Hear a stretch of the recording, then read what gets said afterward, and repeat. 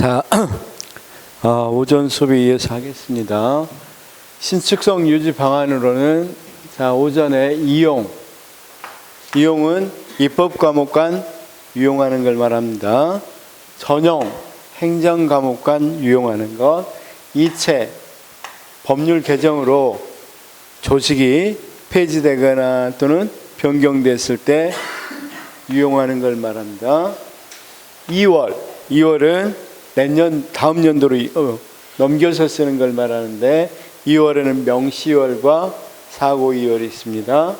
그다음 ABB는 일반회계 몇 퍼센트 이내? 1% 이내. 그렇죠? 그래서 일반 ABB하고 목적 ABB가 있다. 이 정도로만 알아두시면 되겠습니다. 자, 이용이나 전용도 국회 상임위원회나 의결위원회에다 제출해야 된다고 그랬죠. 예비비도 마찬가지. 예비비는 사후에 승인을 받아야 되겠죠. 왜냐하면 예비로 썼다가 자 봐봐. 2023년도에 예비비는 지금 쓰고 있을 거 아니에요. 근데 총액으로 1% 5조를 받아놨지만 어디다 쓰는지는 모르잖아 지금. 그럼 다 쓰고 나서 뭐 한단 말이야? 사후 승인 받아야 되겠죠. 결산할 때 사후 승인 받습니다. 자, 그 다음에 이제 계속비는 보통은 5년 정도, 그렇죠? 그래서 어떤 거 제한되어 있다고 그랬죠. 사업 같은 것에 제한되어 있다. 사업이나 연구, 개발에 제한되어 있고, 자, 5년 정도고 연부액과 총액으로 받는다고 그랬죠. 그래서 총액이 5조, 그러면 2000 몇 년도, 5년도면, 뭐 4년도면, 여기 얼마, 해년마다 연부액으로 받는다. 그 다음, 국고채무부담행위는 어떤 것을 한다고 그랬어요? 앞으로, 이 예산에 반영되어 있지만, 앞으로 받아야 될 것들을, 앞으로 해야 될 것에 대해서 미리 사전에 예산에, 이 국회 의결을 받아 놓는다고 그랬죠. 그래서 마치 우리가 학자금 받을 때 어때요? 학자금 우리가 받아놓은 것에 대해서 미리 누구에 대해서 부모님께 승인을 받는 거와 똑같다. 자, 국고채무 그러면 이제 보통은 국고채무 부담행위는 보통 돈 쓸 때 어떻게 쓴다 그랬어? 세입 세출에 쓴 돈 써보고, 그 다음 예비비를 써보고, 그래도 뭐 써야 될 것이 있으면 국고채무 부담행위로 쓴다. 이렇게 이야기했죠. 지출 단계순으로 이야기하면 그렇게 지출이 되고, 그 다음 수입대체 경비라는 걸 한번 보도록 하죠. 수입대체 경비. 이것만 보면 항상 말 속에 답이 있어요. 말 속에. 그러니까 여기도 국고에서 채무를 부담한다고 그랬죠. 그렇죠? 자, 대사관을 지어야 된다. 이거 뭐 어떻게 합니까? 나중에 국고에서 채무를 부담해야 되겠죠. 근데 그럴 때 미리 쓰고 나서 다음 연도 미리 지금 만약에 우리가 대사관에 필요하다. 그러면 이미 받아놓은 게 있으면 만약에 내년에 한다면 그 전에 이미 받아놨겠죠. 2023년도에 대사관 부지를 매입할 거고 여기에 대사관을 지을 거고 이런 것들을 미리 받아놨으니까 대사관을 매입하고 그런 행위들을 하겠죠. 그래서 그런 것들을 국고채무 부담행위라고 그랬고, 그 다음 수입 대체 경비 그대로 들어봅시다. 수입으로 들어와야 되는데 그걸 대체한단 말이야. 뭘로? 경비로. 수입으로 들어와야 되는데 대체한다. 뭘로? 경비로. 그러면 거기 있는 것처럼 예를 한번 들어볼까요? 거기 라본 보니까 대법원의 등기소 등기부 등초본 발행 경비. 자, 또는 국립대학교 같은 경우는 국립대학교에서 수업료 같은 거라든가 이런 것들이 들어올 때 말이에요. 그런데 이를테면 대법원의 등기소 등기부 등본을 발행했어. 발행했으면 거기 사람이 분명히 돈을 냈겠죠. 그렇죠? 그래서 이를테면 10,000원을 냈다 합시다.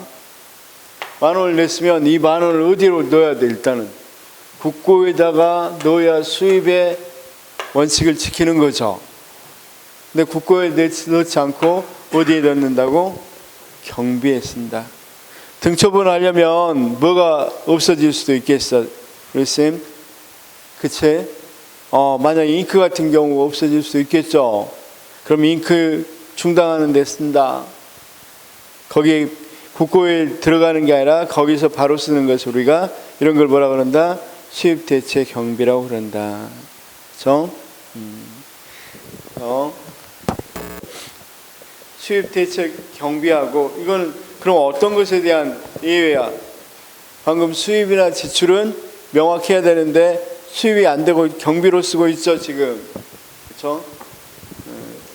그래서 이거에 대한 논란은 조금 있어요. 어떤 논란이냐면 수입대체 경비가 수입의 예외냐 아니면 지출의 예외냐 이것에 관한 논란은 좀 있어요. 그렇죠?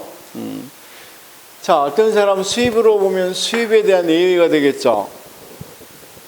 그런데 또 지출에 대해서도 국고에 들어와서 지출이 돼야 되는데 바로 지출했죠. 그래서 그것에 대해서는 논란이 조금 있습니다. 그런데 불행히도 시험에 한번 나와 버렸어요. 이게 시험 문제 한번 나와서 지출의 예외로 나왔어요. 시험 문제에서는 지출의 예외로. 그래서 조금 논란이 있는데 우리 시험은 아니고 좀 어려운 시험에서 나왔으니까 그건 무시해도 돼요. 우리 시험은 아니고 좀 어려운 시험에서 나왔어요. 일단 이거 무시합시오. 그냥 어떤 예외인지는 그냥 놔두고 거기 있는 것만 봅시다. 원래 그 수입이 확보되는 범위에서 직접 제출할 수 있으므로 통일성의 원칙에는 예외가 되겠죠. 통일성은 뭐라고 해서 모두 다 일단 국고에 들어오고 나서 사용돼야 되는데 특정 목적을 위해서 특정 지출이 사용되면 안 된다고 그랬죠. 특정 수입이 사용되면 안 된다. 자, 그래서 그것에 대한 예외라는 것만 알아두시기 바랍니다. 밑에 라번이고 그래서 마번 보니까 국고 통일주에 대한 예외다 이렇게 돼 있죠. 그다음 수익금 마련 대출 되는 이거하고 같아요. 근데 우리는 뭐 정부기업 시험 보는 것도 아니기 때문에 그냥 수입대체 경비만 알아두시면 되겠다. 112에서 이제 대체 경비고 수익금 마련 지출 제도가 있는데 쌤 똑같다고 생각하고 이거 굳이 구분 안 하셔도 됩니다. 이런 건 문제는 시험에 안 나옵니다. 자.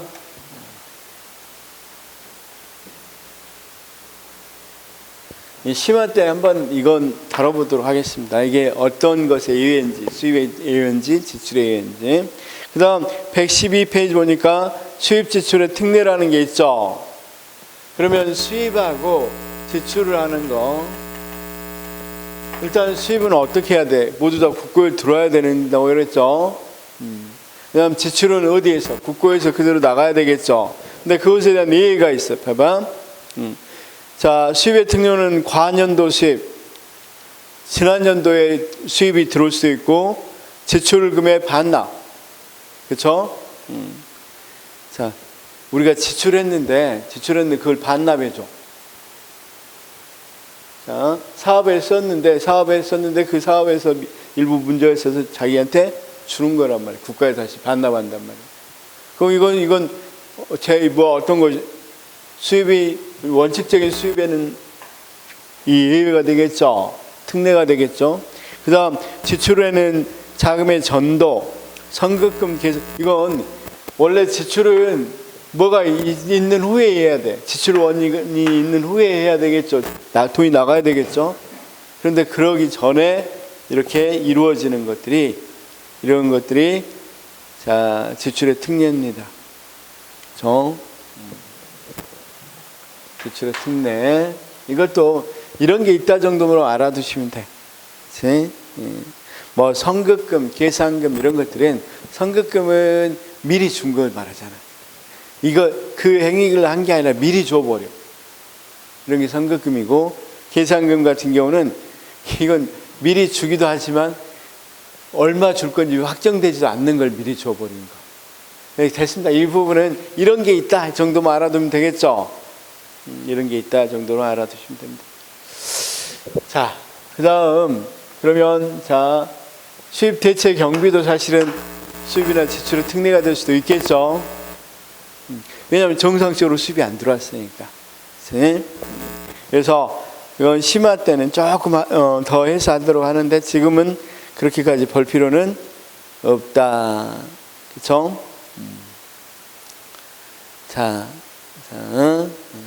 그래서 원래 이제 지출은 채권자를 주체로 해서 아까 채권자 있었잖아요. 지출해야 되고 회계연도 개시 후에 해야 돼. 회계연도 개시 전에 해버리면 안 되겠죠. 그다음 채무가 완전히 확정될 때 보통은 지출해. 내가 지출해야 될 거 완전히 확정될 때 지출하는데, 그렇죠? 그러니까 이 선급금 개선금 같은 경우는 이건 뭐 하냐면 미리 줘버린 거. 확정되지 않는 채무를 미리 줘버리는 거지. 그렇죠? 그래서 예외인데 이건 나중에 하겠습니다. 심화 때 하겠습니다. 그런 게 있다는 정도 알아둡시다. 수입 대체 경비하고 그 다음 어떤 거 수입과 지출의 특례 이건 예외다 이렇게 알아두시면 되겠죠. 그 다음 총액 계산 예산 쌤 말이 어렵죠. 총액 계산 예산 이런 것들은 다 어디서 와서 그래요? 일본 시간제 일본식 우리나라에 그대로 받아들였죠. 이런 것들 받아들이니까 말이 어렵죠. 총액 계산 예산이 그렇죠? 말들 되게 어렵게 만들었는데 이건 이런 겁니다. 우리 자료 한번 볼까요? 총액 계산 예산이 어떤 건지.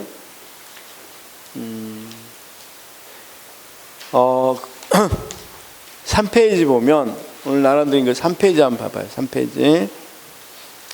3페이지 거기 2021년 부처별 총액 계상 사업 예산 현황 이렇게 돼 있죠.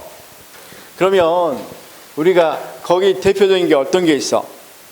도로 안전 및 환경, 도로 유지 보수 이런 게 있죠.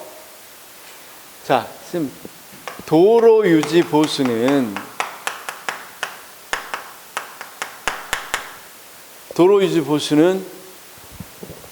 내년에 도로 유지 어떻게 하고 보수 얼마 할지 알아볼라. 내년에 도로가 어디가 어떻게 고장날지 어떻게 알아? 모르죠. 그런데 여기서 2천억 이렇게 쓰면 안 되겠잖아. 이런 건 그냥 구체적으로 쓰면 안 되겠잖아. 그렇죠? 이런 것들은 그냥 총액으로 먼저 계상해서 통과시켜. 원래는 구체적으로 우리가 보면 품목별 예산 우리가 뭡니까 표준예산 제도 표 봤었죠. 그럼 표 보면 목까지 정확히 써줘야 되겠죠. 목 세목까지 쭉 써줘야 되는데 여기는 그런 거 없어. 왜냐하면 거기 인건비가 얼마 들지 뭐가 얼마 들지를 예측하기가 굉장히 어렵단 말이에요. 유지보수하려고 하는데. 그렇죠? 그럴 때는 어떻게 그냥 여기에 총액으로 계산해서 그냥 통과시켜. 그래서 거기 도로 유지 보수에서 2020년 본예산에서 6잘 모르겠네. 6천이죠. 6조? 6조까지는 안 갈 것 같고 6천원 이런 식으로 해. 이런 식으로 배분해 놓는단 말이에요. 이해됐을 거라고 믿고. 그래서 거기 뭐라고 되어 있습니까? 신축 집행의 예산 집행의 신축성을 높이기 위해서 특정 경비에 대해서는 회계연도 개시나 예산 배정을 할 수 있도록 하고 있고. 미안해. 어디 하고 있어 지금? 총액 계산 총액 계산제도 예산 집행의 신축성을 높이기 위해서 일정 사업에 대해 총액 계상 예산을 편성하고 있다. 거기 범위에서는 기획재정부 장관이 정하는 사업에 보통 총액 계산 제도를 실시한다고 그랬죠. 그래서 보통은 여기 이런 사업입니다. 도로 유지 보수라든가 수리시설 개보수, 그다음 항만시설, 그다음 문화재 보수 이런 것들에 주로 총액 계상을 씁니다. 그러니까 총액 계상을 쓸 때는 기재부 장관이 사업을 정하는데 보통은 특정하기 어려운 사업이야. 뭐가 어떻게 할 건지 특정하기 어려운 사업. 그 다음 113번 페이지 보면 회계연도 개시 전 예산을 배정한 거, 그렇죠? 아까 예산을 배정할 때는 회계연도가 1월 1일이 될 때부터 배정을 해야 되겠죠. 근데 그 전에 배정을 해버리면 예외가 되겠죠. 회계연도 개시 전에라도 외국에서 지급하는 경비라든가 선박의 운영 수리에 소요되는 경비 이런 것들은 다 회계연도 개시 전에 배정한다. 예산 배정. 그 다음 추가 경정 예산. 여러분 추경은 알죠? 우리 배웠죠? 추경은 어때요? 원래 예산대로 그대로 써야 되는데 막 코로나가 왔어. 그럼 코로나 추경을 짜야 되겠죠? 그러면 그것도 예산의 원칙에는 예외가 되겠죠. 신축성이 되겠죠. 그대로 집행해야 되는 건데 추가적으로 더 짜서 집행하는 거니까. 다음 예산 성과금. 예산 성과금은 예산을 어떻게 전략에서 예산을 거기 읽어보면 정부의 예산 집행 방법 또는 제도 개선 등으로 수입이 증대되거나 지출이 전략된 경우에는 증대 또는 전략된 예산 일부를 이에 기여한 사람에게 성과급으로 지급하거나 다른 사업에 사용할 수 있도록 허용함으로써 예산 집행 부서의 경비 절감을 유도하고 있다. 이걸 예산 성과금 제도다. 이렇게 이야기합니다. 예산 성과금. 이 예산 성과금은 예산 전략에서 경비가 그러니까 지출보다 더 적게 나간 거야. 그러면 이를테면 5천억을 해야 되는데 뭐 이를테면 4천억만 썼어. 여기 뭘 사용해서 제도를 개선해서 또는 집행 방법을 개선해서 4천억만 사용했단 말이야. 그러면 얼마가 남습니까? 1,000억이 남죠. 1,000억 남으면 이걸 제안했던 공무원에게 주거나 또는 다른 사업이 1,000억을 사용할 수 있다 없다? 있다. 있다. 자, 그래서 될 수 있으면 예산을 뭐 해라? 전략해라. 이런 목적입니다. 그렇죠? 자, 그건 됐고 이제 됐고. 에타. 아까 우리가 그거 말고도 이제 중요한 게 뭐였냐면 통제에서 통제에서 총사업 관리비 이것 쌤 총사업 관리비 제도 있었죠. 자, 그것과 관련해서 한번 보도록 하겠습니다. 거기 118페이지 보니까 예비 타당성 조사 제도하고 뭐 하고 있어? 총사업 관리비 제도가 있죠. 그렇죠? 그래서 에타는 어떤 거? 우리가 맨날 에타 하죠. 뉴스에서 많이 봤죠. 뉴스에서 에타 검사를 봤을 겁니다. 예비 타당성 검사. 그렇죠? 예비 타당성 검사. 예비 타당성 검사를 뭐라 그런다? 에타라고 많이 이야기한다. 자, 에타. 그래서 몇 년도에 도입됐냐면 1999년도에 도입됐어요. 쌤. 119페이지 보니까 이 뭡니까? 예비 타당성 조사가 1999년도에 도입됐다고 돼 있죠. 자, 그래서 거기 KDI나 또는 이게 나누어져 사업에 따라서 에타 조사를 할 때 원래는 뭡니까? KDI에서 거의 대부분 뭐였어? 에타 조사를 했는데 여기에 너무 뭐하니까 여기에 너무 몰리니까 이걸 좀 나누었어. 구체적으로 나눈 건 뭐 꼭 알아둘 필요 없으니까 좀 보시면. 그래서 거기 전문 기관이 대규모 공공투자 사업성을 분석하고 그 결과에 따라 재정사업 신규 투자 여부를 결정하는 것이다. 그렇죠? 자, 그러면 이런 거 한번 예시를 들어서 제가 해보겠습니다. 우리가 경전철을 사업을 하려고 해요. 그러면 이 경전철 사업은 에타의 대상이 되는가 한번 봅시다. 거기 대상 기관은 총 사업비가 얼마입니까? 500억이죠. 그 다음 국가 재정 규모가, 재정 지원 규모가 300억 이상인 신규 사업으로 건설, 정보화, 국가연구개발, 중기 재정 지출이 500억 이상인 사회복지, 보건, 교육, 노동, 문화 및 관광, 그 다음 이 환경보호, 농림, 해양수산, 산업 중소기업 분야의 사업을 대상으로 실시하고 있다. 그렇죠? 그러면 우리가 만약에 아까 이 건설 사업으로 경전철을 건설한다. 이거 한번 생각해 봅시다. 생각해 보면 이제 이건 분명히 500억 이상 되죠. 사업이. 총 사업비가 500억 이상이고, 그 다음 당연히 또 국가에서, 경전철은 국가에서 짓는 거죠. 그럼 국가에서 재정 지원 규모가 300억 이상이겠죠. 그러면 해당이 된단 말이야. 자, 우리가 부산의 어디 공항이라고 그랬죠? 이번에 가덕도 신공항 문제 있었죠. 관심 없어요? 인천 이야기 할까? 인천 뭐 한 거 없어? 좀 큰 사업, 뭐 첨단지구 개발, 뭐 아니 검단지구, 거기 인천 맞죠? 아닌가? 송도는 맞죠? 송도지구 개발 뭐 이렇게 한다고 그래봐. 그런 것들을 이제 국가가 이제 해준다고 생각하면 그런 것들은 500억 이상 되겠죠. 거기 봐봐.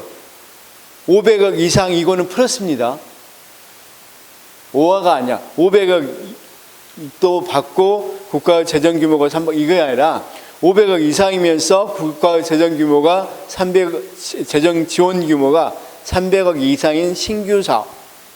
그러면 자, 우리 선생님 그냥 이걸 합시다. 경전철 이거 어때? 500억 이상 되겠죠? 그 다음 국가 재정도 300억 이상 되겠죠? 그럼 이건 무엇에 해당돼? 에타의 대상이 된단 말이에요. 대상이 되면 기획재정 장관이 여기에다가 KDI에다가 이거 조사를 하래. 에타 조사를 하래. 그래서 보면 거기 절차 보니까 기재부 장관이 사업비 500억 이상이고 국비 300억 이상이 투입되는 각 부처의 지방자치 투자 사업들을 신청받으면 바로 예비 타당성 조사를 실시하는 것이 아니라 기획재정부대 재정사업 평가 자문회의에 자문을 봐 예비 타당성 조사 필요한 사업을 선정하는 절차를 밟는다. 그러니까 바로는 안 하지만 누가 일단 이걸 이 예비 타당성 해주라고 신청합니까? 기획재정부 장관이에요. 기재부 장관이. 자, 그래서 어떤 걸 조사하냐면 예비 타당성 조사가 있는데 이건 놔두고 그 120페이지 그 위로 올라가야 되는데 밑에 내려와 버렸어. 120페이지 보면 경제성 분석, 정책성 분석, 그 다음 지역균형 발전 분석 이걸 하죠. 자, 어떤 걸 분석하냐면 자, 경전철이 과연 경제적인가? 경제성 분석을 한단 말이야. 그럴 때 거기 수요를 측정해보고 추정하고 기술적 검토하고 편익을 추정하고 그 다음 비용을 추정해보고 비용 편익 분석, 민감도 분석, 재무성 분석을 해서 경제성이 있는가를 본단 말이야. 그 다음 정책적 분석도 해요. 정책성 분석도 합니다. 그래서 정책성 분석에는 정책의 일관성, 추진 의지, 사업 추진상의 요인이 있는지, 재원 조달 가능한지, 상위 계획과의 일치가 있는지, 환경성 평가 이런 건 정책성 평가예요. 그런데 최근에는 이것도 평가해. 지역 균형 발전. 그러니까 낙후 지역이냐 이런 것들을 고려해서 한단 말이야. 그러면 자 봐봐. 선생님 이제 농어촌 같은 데는 사업성이 별로 없어. 경제성이 별로 없어. 근데 정책적인 일관성은 좀 있고 그 다음 지역균형 좀 낙후된 지역이니까 이게 사업성이 없어도 여기 점수를 많이 받을 수 있겠죠. 그렇게 되면 하게 된단 말이에요. 자, 우리가 첫 시간 때 여기 섬에 있는 사람들에게 다리를 건설해 주려고 그래. 근데 이게 1,000억이나 들어간다 그랬어. 그러니까 정부는 500억 지원해 준대. 그럼 총 사업비가 1,000억이고 500억 지원해 주니까 이건 에타의 대상이 들어가겠죠. 그럼 이제 기획재정부 장관이 아까 뭐 평가회의 한 뒤에 KDI에다 이거 부탁하겠죠. 부탁해서 KDI는 세 가지를 가지고 검사를 하겠죠. 근데 이 경제성은 사실은 좀 거의 꽝이죠. 100명 정도 있는데 얼마나 들어가겠어. 수익이 얼마나 남겠어. 비용은 엄청 남겠지만 경제성은 조금 없겠죠. 근데 정책적으로 일관되게 이제 농어산 또는 이런 도서지역을 도서지역 부흥 정책이라고 그래서 뭐 그런 정책에는 부합해. 그건 정책성은 어느 정도 있어. 근데 특히 지역 균형 발전에 위해서 특히 필요해. 그럼 이 사업도 할 수 있다 없다? 할 수 있다는 거야. 이해됐어요? 그래서 이제 이 지방으로 갈수록 저런 사업들은 많이 할 수 있게 만들었습니다. 자, 이 세 가지를 분석해서 거기 이제 다기준 분석이라는 게 뭐냐면 이제 AHP. 그러니까 선생님 기준이 몇 가지였어? 우리가 BC 분석도 여기서는 하는데 기준이 이렇게 세 가지나 되니까 다중이죠. 다중 기준이죠. 그래서 보통은 이걸 다 분석해낼 수 있는 AHP라는 기법을 써요. 기법. 그런데 이게 얼마 이상이면 통과돼. 0.5 이상이면 통과된단 말이에요. 만약에 0.5가 안 되면 어떻게 돼 있어? 통과가 안 시키죠. 그런데 꼼수가 있어요. 꼼수. 우리가 정치인들이 어떤 것들 큰 사업을 해놓고 도저히 안 될 것 같아. HP 0.5가 안 될 것 같아. 그러면 에타를 면제해 준다 그러죠. 에타 면제 사업 많이 있잖아. 거기 119페이지 다시 돌아와서 단 이 부분이 있어. 단 총사업비 규모가 에비타당성 조사 대상 사업이라 할지라도 공공청사를 짓거나 교정시설이거나 초중등 교육시설의 신축이나 증축하거나 문화재 복원사업하거나 국가안보에 관계되거나 보안을 요구하는 국방 관련 사업 등 국가가 의무적으로 추진하는 사업이나 조사에 실익이 없는 사업은 예비타당성 조사에서 제외되죠. 그래서 이럴 때면 이런 것들은 제외시킵니다. 그래서 제외된 것, 제외되지 않는 것 잘 알아둬야 되겠죠. 이제 이게 무슨 말인지는 알겠죠, 에타가. 그래서 이 세 가지로 한다. 이런 것들이 많이 나와요. 그다음 대상 사업과 이 에타에서 제외되는 거. 그러니까 에타에서 어떤 건 제외돼요, 쌤? 공공청사 짓는 거. 그렇죠? 우리 이 대부분 이 기관장들 어때? 청사가 의리의리하죠, 대부분. 그렇죠? 인천시는 어때요? 인천시청은? 인천광역시청. 의리의리한가요? 금천구청인가? 여기 오다 보면 금천구청 지나오거든요. 구청. 와, 그 구청이 그렇게 의리를 엄청나게 크더라고 그냥. 이제 뭐 빌딩이 엄청나. 그런 걸 왜 졌나 싶어. 그렇게 큰 건물을. 되게 비싸겠죠. 이거 사업비 얼마 되겠어? 500억 이상이겠죠. 그다음 이거 500억 이상이고 정부 재정 거의 100% 정부 재정했겠죠. 그런데 여기는 뭐야? 에타에 이거 분석도 안 해. 그냥 에타 분석하면 이거 안 맞을 걸? 왜냐면 지역 균형 발전이란 말도 이건 말이 안 되잖아. 공공청사. 거기에다가 경제성 이렇게 커서 무슨 경제성이 있겠어? 그다음 정책성 뭐 별로 호화 청사 짓는 게 뭐 정책적인 일관성 있는 것도 아니고.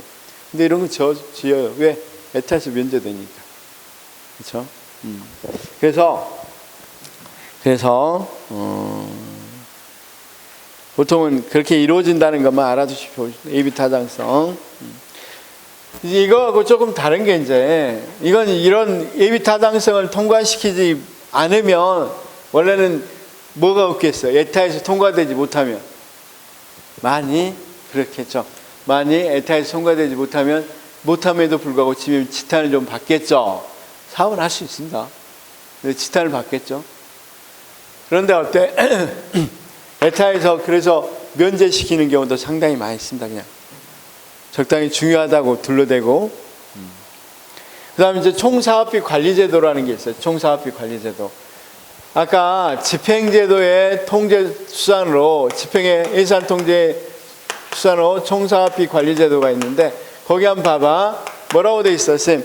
일단은 이 국가 예산 또는 기금으로 시행한 대규모 사업의 총사업비를 사업 추진 단계별로 합리적으로 조정 관리함으로써 무분별한 사업비 증가를 미리 방지하고 재정 지출의 효율성을 제고하기 위한 목적으로 시행했다. 그렇죠? 대상 사업만 봅시다. 그러면 이제 에타 대상 사업 봤는데 총 사업비 관리 대상은 사업 기간이 2년 이상입니다. 그런데 거기 총 사업비가 500억 원 이상이고 국가의 재정 지원 규모가 300억 원 이상인 에타하고 똑같죠, 내용은. 그런데 어떤 것에 한정돼? 토목 정보화 사업 또는 총 사업비가 200억 원 이상인 건축 사업, 총 사업비가 200억 이상 및인 연구 시설 및 연구 단지 조성 등 연구 기반 구축 R&D 사업, 이것들은 총 사업비 관리 대상입니다. 그렇죠? 자, 그래서 여기 비싸게 에타하고 똑같이 대상이 거의. 그래서 거기 내용에서 한번 봐봐. 원칙적으로 예비 타당성 조사 대상 사업은 총사업비 관리 대상이 된다. 그렇죠? 그러니까 총사업비는 물론 여기 같이 주로 총사업 관리에는 어떤 거냐면 거기 토목 정보화 사업, 그다음 R&D 연구단지 사업 이런 것들이 주로 사업이에요. 주로 대상인데 이런 거야, 쌤. 왜 이런 말들이 나오냐면 여기는 무슨 분석하고 그러진 않아요. 총사업비를 관리해요, 그냥 관리. 이걸 얼마나 잘 지키는가. 그래서 여기 이런 사업들은 뭐 한다? 사업비를 함부로 못 쓰게 관리를 한다. 특별 관리 같은 거 한단 말이야. 아까 에타 분석에서 0.5 이하면 에타에서 부적격이다 이렇게 판단해버리죠. 근데 그런 건 없어. 그냥 이건 관리만 한단 말이야. 대부분 우리가 많은 쌈짓돈을 많이 챙기는 게 옛날에 뭐였어? 이런 사업하는데 토목사업 같은 데서 많이 이 비리가 많이 있었죠. 쌤, 우리가 실제로 토목사업이나 건축사업 같은데 비리가 많지 웬만한 사업으로 공무원 비리가 생기기가 힘들어. 쌤, 공무 보는 사람이 뭐 비리가 얼마나 있겠어. 그쵸? 근데 이런 건축 이런 것은 토목공사 같은 경우는 원자재가 얼마인지 이런 것도 잘 모를 뿐만 아니라 얼마 썼는지를 다 뜯어보고 볼 수는 없는 거잖아. 그렇죠? 도로 다리 넣었는데 만약에 얼마 넣겠다 하면 이거 어떻게 다 알 수 있겠어? 일반 국민은 알지 못해요, 이거. 그러니까 뭐가 들어가? 이제 공무원들로 이렇게 조금 그런 가능성이 굉장히 높죠. 그런데 기획재정부가 지정해 놓고 관리하면 어떻게 돼 있어? 여기서 건설하는 사람들도 함부로 못 하겠죠. 그렇죠? 그렇게 해서 총사업비를 관리한단 말이에요. 그런 걸 총사업비가 높으면 뭐 한다? 국가가 특별히 관리한다. 그 말입니다. 자, 일단 거기 121번부터 우리 풀어봅시다.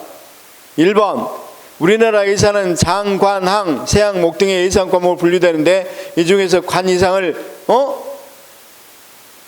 뭐 이상을 우리가 입법 과목이라고 그래? 항. 이 계속비는 공사나 제조 및 연구개발 사업과 같이 장기간에 걸쳐 사업이 지속되어 효과가 나타나는 경우 회계연도를 탄력적으로 적용할 필요가 있을 때 허용된다. 그렇죠? 회계연도가 1회계연도만 하기는 좀 곤란하다. 여기 사업이 4년 걸리면 1, 2, 3, 4 이렇게 해서 다 해야 되겠죠. 3번 범죄 수사 등 특수활동에 소요되는 경비, 여비, 정책상 조기 집행에 필요한 공공사업비 등 회계연도 개시기 되기 이전의 예산을 배정할 수, 아까 회계연도 개시 이전 예산 배정 나왔죠. 그래서 자 봐, 예산의 배정은 통제를 위한 수단인데 예산의 배정은 1월 1일부터 하는 게 원칙이죠. 근데 의외적으로 그 전에도 할 수 있겠어. 이건 여기는 통제지만 그 전에 할 수 있는 것은 신축성 유지 방안 재량이죠. 그래서 이건 신축성 유지 방안에 들어간단 말이에요. 자, 그 다음 4번은 국고 채무 부담에 있는 외국인 고용이나 건물 임차 또는 국공채 발행과 같이 단연도에 걸쳐 국고 부담을 야기하는 채무를 체결할 수 있는 권한을 국회로부터 부여받는 것이다. 그렇죠? 자, 그러면 제가 국공채 발행을 언제 하겠고 어떻게 갚겠습니다 이렇게 돼 있단 말이에요. 그걸 미리 국회에다가 승인을 받는, 의결을 받는 걸 뭐라 한다? 국고 부담행위. 그럼 건물도 마찬가지고. 그래서 우리가 뭐하고 똑같다고 그랬어요? 학자금. 우리가 학자금 언제 받을 겁니다. 그리고 어떻게 갚겠습니다. 이걸 미리 부모님한테 말하고 하는 거죠. 그렇죠? 자, 그 다음 5번 예산의 집행에서 기획재정부 장관은 각 중앙건설장의 예산을 배정할 때는 감사원에 맞습니다. 나중에 최종적으로 감사원이 집행에 대해서 감사해야 되니까 통제해야 되겠죠. 6번 예산의 집행에서 기획재정부 장관은 반기별 예산 선생님 뭐가 틀렸어요? 반기가 아니라 분기라고 그랬죠. 반기는 상반기, 하반기 이렇게 배정한 게 아니라 반기별로는 2번 이외겠죠. 상반, 하반기 그러겠지만 분기별로 해서 1분기, 2분기, 3분기, 4분기 한다고 그랬죠. 보통 3개월씩. 예산의 집행에서 중앙관성은 장에게 자금을 사용할 수 있는 권한을 부여하는 것을, 자, 쌤, 중앙관서 장에게, 기재부 장관이 중앙관서 장에게, 그렇죠, 거기 자금 사용을 허용하는 것을 우리가 예산 배정이라고 그랬고, 재배정은 중앙관서의 장이 해당 부서에, 그렇죠, 다시 배정한 걸 재배정이라고 그러죠. 8번은 어디 뭐가 틀렸습니까? 예산의 집행에서 기재부 장관은 매년 1월 말일까지 예산 집행 지침을 각 부처의 각 중앙관서 장과 국가 예산 정책처에 통보해야 됩니다. 1월 말까지입니다. 그 다음 9번 우리나라 예산 제도에서 예산 재배정은 기재부 장관 이건 재배정이 아니라 배정이죠. 9번은 10번 우리나라의 예산 제도에서 각 중앙관서 장은 천재지변 등 불가피한 사유가 발생하는 경우 당초 예산이 계상되어 있지 않았다고 하더라도 예산을 보유 목적 범위 안에서 재난구호 사업을 추진하기 위해서 예산을 전용할 수 있다. 이게 무슨 말이냐면 도대체 당초 예산, 그러니까 당초 예산은 본예산입니다. 본예산에 이렇게 비목들이 쭉 있죠. 아까 장, 관, 항, 목, 그다음 세목이 있는데 세항목 합시다. 세항목 뭐 이런 식으로 돼 있다고 그랬죠. 여기까지가 뭐라고 했어? 우리가 보통 장, 관, 항까지가 입법과목이고 세항목이 행정과목이라고 그랬죠. 그런데 여기에 못 쓰겠다, 여기에 못 쓰겠다를 여기서 여기로 옮겨가는 걸 뭐라고 그랬어? 전용이라고 그랬어. 근데 이 비목이 없는데 전용할 수 있을까 없을까? 그럼 완전히 입법권을 너무 능멸하는 것이 되겠죠. 그래서 최소 아무리 전용이라 하더라도 당초에 어떤 비목이 있어야만 이걸 왔다 갔다 하게 하는 거지, 없는 비목을 이렇게 전용할 수는 없다고 본단 말이야. 그래서 거기 뭐라고 되어 있냐면 뭐가 틀렸습니까? 아무리 재난구호 사업이라 하더라도 뭐가 되면 본예산, 당초 예산은 본예산을 말합니다.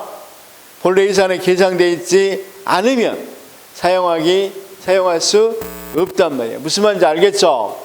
여기에 어떤 품목으로 사용되는 게 전혀 없었어. 근데 재난이 있다고 여기다가 재난해서 여기 칠 여기로 갖다 쓰지는 못한단 말이야. 11번 우리나라 예산제도에서 초중등 교육시설의 신증축 사업이나 문화재 복원 사업은 에타 조사 대상에서 제외된다. 아까 그 예외에서 에타의 예외에서 뭐가 나왔었어? 공공청사, 교정시설, 그다음 중고등학교, 그러니까 이제 이 초중고등학교의 초중등 교육시설의 신축 또는 증축에 다 증축인 경우는 예외죠. 그 다음 12. 우리나라 예산제도에서 총사업비 관리제도란 완성에 2년 이상 소요되는 일정 규모 이상의 대규모 사업에 대해서 기재부 장관은 사전에 협의하게 하는 것 맞습니다. 협의하게 하고 관리한다고 그랬죠. 13번 우리나라 예산제도에서 채무의 이행에 대한 국가 보증을 받고자 하는 채무자 또는 채권자는 기획재정부 장관의 의견을 받아야 된다. 이건 쌤 시험에는 안 나옵니다. 이 정도까지는. 무슨 말이냐면, 자, 아까 채권자가 있었다고 그랬죠. 사업하는 사람, 정부가 못 내서 하청에서 하는 사람이 있을 거 아니야. 다리 놓는 사람.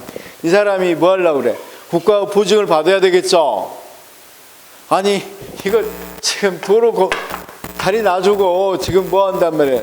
국가 이제 공개 경쟁하면 하청은 정하잖아. 이 사람에게 의해서 받도록 이 채권자는 다리 놔준 값을 받아야 되겠죠. 그런데 이거 하기 전에 바로 이 다리 놓지도 않았는데 줄 리는 없잖아. 근데 다리 놓고 나서 안 주면 어떡해? 또는 잘못됐다고 해서 적게 주면 어떡해?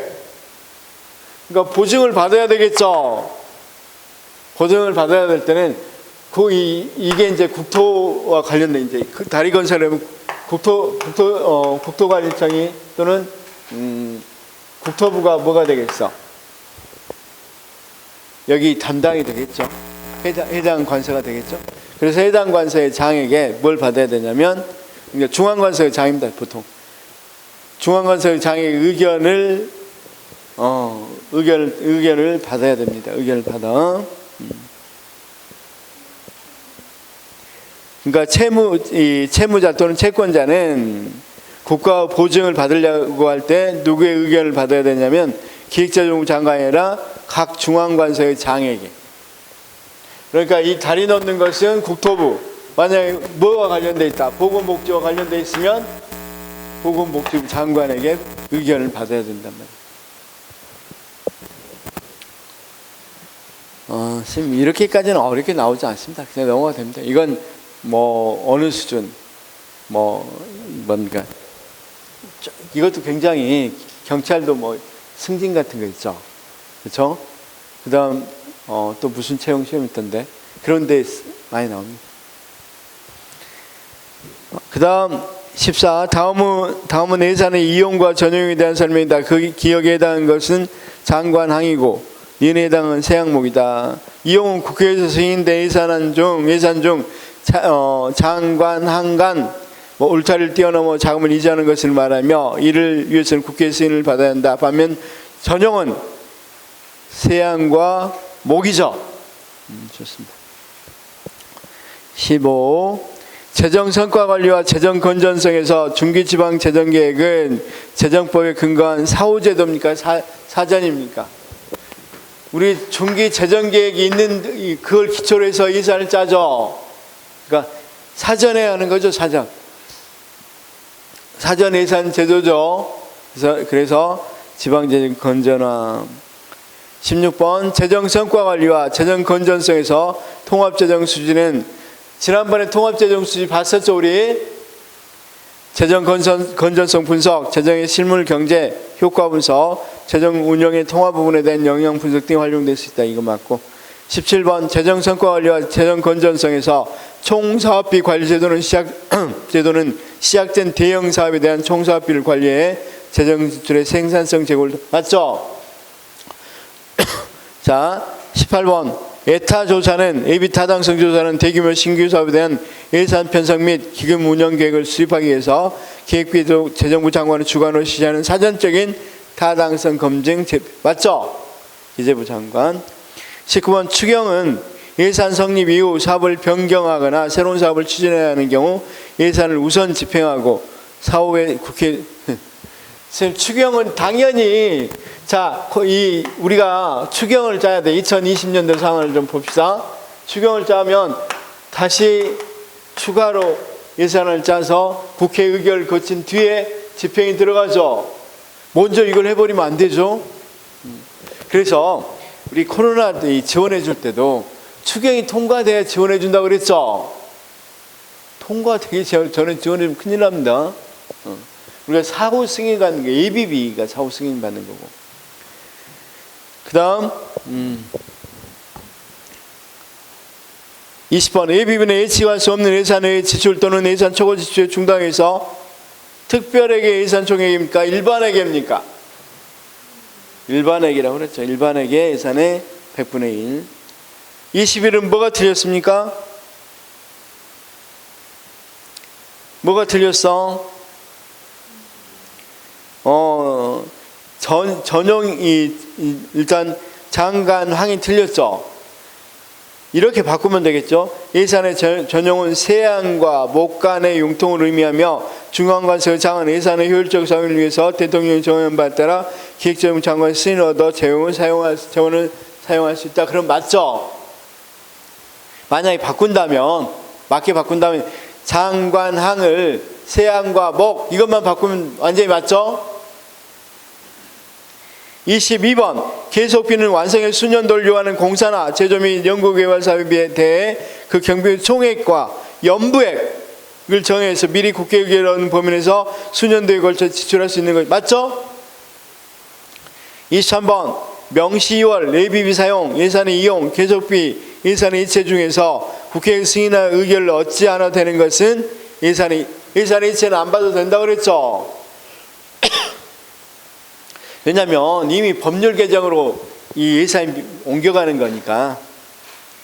24 예산의 이용과 전용 총괄 배정 예산 아까 총액 계상 예산 제도를 총괄 배정 예산이라고 합니다. 계속비와 예비비 예산의 배정과 재배정 중 예산 집행의 신축성 유지 방안과 가장 예산의 배정과 재배정은 신축성이 아니라 통제라고 그랬죠. 25번은 총액 계상제도 이용, 전용, 2월, 계속비, 국고 채무 부담 중에서 예산 집행의 시간적 제약을 완화하기 위해서 도입된 제도는 시간을 하는 건 계속비하고 2월, 시간을 넘겨서 하는 거 2월이죠. 계속비도 5년간 쭉 오래 받는데 5년간 받는 거잖아. 그러니까 마찬가지 계속비. 그 다음 국고 채무 부담행위도 5년까지는 안 가더라도 계속 이렇게 받을 수 있다고 그랬죠.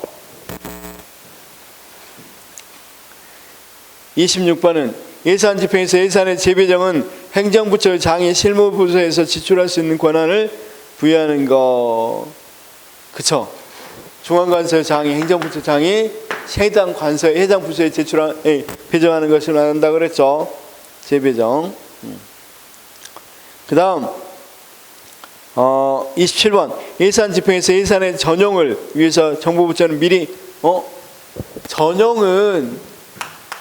전용은 국회 승인을 받습니까? 안 받습니까?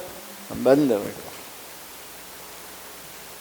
자, 예산 집행의 예비비는 공무원 인건비 인상을 인건비 충당을 목적으로 아까 예비비는 인건비 충당으로 사용할 수 없다고 그랬죠. 예산 집행의 사고 이유는 집행 과정에서 재해 등의 이유로 불가피하게 다음 연도로 이해된 맞죠? 자, 기억은 무엇에 해당되고 통일성 원칙에 통일성 원칙이 의회에 해당된다. 읽어봅시다. 수입 대체 경비는 지출이 직접 수입을 수반하는 경비 맞죠?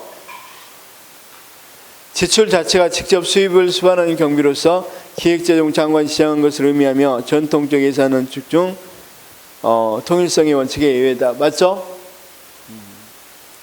자, 지출이 직접 수입을 수반하는 경비가 있습니다. 그런 경비가 아까 어떤 거? 이 법원에서 등기부 등본 같은 거 띄워주는 거. 그렇죠? 그런 것들이 우리가 이 지출해서 만든 것 자체가 수입이 되는 거죠. 그렇죠? 그래서 그런 것들을 우리가 수입 대체 경비라 그러고, 그래서 이런 말이 지출이 수입이 된다 그러니까 수입이 되는 경비라고 했으니까, 그래서 지출에 대한 예외라고 주장하는 사람도 있다. 그렇죠? 우리 실제 시험 문제는 수입 대체 경비는 지출에 대한 예외로 시험에 나왔습니다. 정답이. 지출에 대한 예외.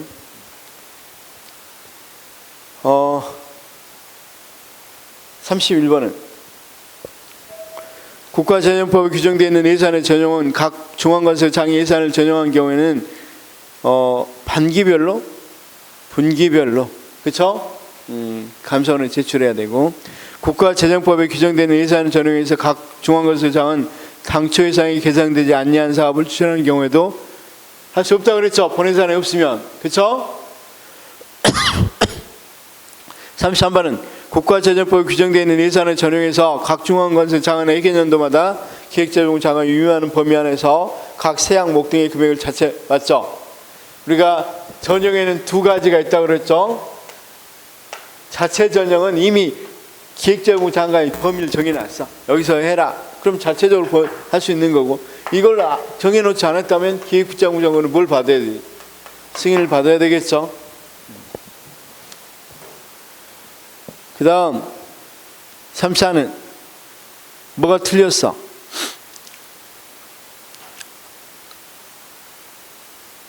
전형은 관항, 세항이 아니라 그랬죠. 세항하고 목이라 그랬죠. 35. 예비 타당성 조사는 대규모 공공투자 사업 타당성을 분석하고 그 결과에 따라 재정사업 신규 투자 여부를 결정한다. 맞고. 재정관리 혁신 조치 하나인 예비 타당성 조사는 2000년 회계연도 예산을 편성할 때부터 1999년에 도입했으니까 2000년부터 예산 편성했겠죠. 자, 1999년에 도입됐으니까 이때는 무슨 예산을 짜겠어? 어디 예산을 짰겠어? 우리 지금 2023년은 어디 몇 년도 예산 짜고 있어? 지금 2023년이잖아. 몇 년도 예산 짜고 있겠냐고. 2024년 거 예산을 짜겠잖아. 그럼 1999년도에 도입됐으니까 1999년에는 몇 년도 예산을 짰겠어? 그러니까 2000년 예산부터 도입된 거죠. 에타 분석이. 그렇죠? 자, 재정관리 혁신 조치 하나인 예비 타당성 조사는 한국교육개발원, 한국조세세제연구원 등 법령으로 정하는 지정 기준을 갖춘 전문기관이 수행할 수 있다. 맞습니다. 일반적으로 아까 KDI, 한국개발연구원에서 거의 다 해요. 그런데 이럴 때 R&D 분야, 연구 분야 이런 것은 조세재정연구원에서 하게 돼 있단 말이에요. 자, 또는 이 지방은 지방재정연구원인가? 거기서 합니다. 지방은. 자, 그 다음 38. 재정관리혁신 조치 하나인 예비타당 조사는 정책성 분석을 경제, 정책 또는 지역균형발전, 이거 세 가지 다 고려한다고 그랬죠. 분석한다고 그랬고. 39. 이 제도 도입 이전인 1994년부터 무분별한 사업비 증가를 방지하는 총사업관리. 맞습니다. 총사업비 관리제도는 94년입니다. 사실 그럼 한 5년 앞섰죠. 에타보다. 자, 40. 예비 타당성 조사는 기존에 유지된 타당성 조사 문제점을 보완하기 위해서 2013년이 아니라 1999. 그쵸? 그래서 에타 분석은 은하철도 999죠. 은하철도 999. 자, 41. 예비 타당성 조사는 신규 사업 중 총 사업비가 500억 이상이죠. 정확히 말하면 500억 이상이고 정부가 재정 지원 규모가 300억 이상이어야 된다고 그랬죠. 플러스야, 플러스. 그러니까 그냥 500억 이상인데 정부 재정 지원이 100억이, 그러니까 100억이야. 그러면 안 해. 그쵸? 거의 민간이 하는 거잖아, 그건. 근데 뭘 에타 분석까지 해서 못하게 하면 안 되겠죠? 자, 42. AB 타당성 조사는 중앙행정기관의 장은 AB 타당성 조사를, AB 타당성 조사 실시하는 것은 누구라고 그랬어? 기획재정부 장관이 실시한다고 그랬죠? 자, 43. AB 타당성 조사는 조사 대상 사업의 경제성, 정체성, 필요성 등을 종합적, 맞죠? 물론 여기 경제성, 정체적 필요성 거기다가 지역 균형 발전 이것도 본다고 그랬죠. 그런데 지역 균형 발전이란 품목을 안 봐도 되는 부분이 있어. 그럴 때는 안 보겠죠. 일단 서울에다 해. 서울 중앙에다 뭐 세울래 사업을 해. 그럼 그건 당연히 지역 균형 발전은 고려할 필요가 없잖아. 그럴 때는 뭐만 봐? 여기 경제성하고 정체성. 그런데 저 섬에 달이 나죠. 그럼 지역 균형 발전도 한번 고려해 봐야 되겠죠. 44. 정부 예산 분석에 필요한 비용 편입 분석은 예산 편성 과정의 사업 타당성과 우선순위를 식별하는 분석 도구 맞고, 우리가 특히 비용 편입 분석은 경제성 분석에 쓰인다고 그랬죠. 자, 비용 편입 분석은 완전 경쟁적인 가격으로 조정된 시장 가격 맞습니다. 이거 정책학에서 한번 배웠습니다. 이건 46. 복리 접근입니다. 복리 접근 맞습니다. 47. 높은 활용률 적용하면, 이건 정책학에서 이미 풀었던 문제입니다. 그래서 높은 할인율 적용하면 장기간에 걸쳐 편익이 나오는 것은 장기 투자가 불리하죠. 이건 여기서 할 문제는 아닙니다. 그렇죠? 그 다음에 이제 좀 쉬었다가 결산 및 감사 마지막 부분이죠. 오늘 이 부분 끝나면 다음 주에 이거 하고 나면 이제 재정 끝나고 지방으로 넘어갈게요. 지방행정으로.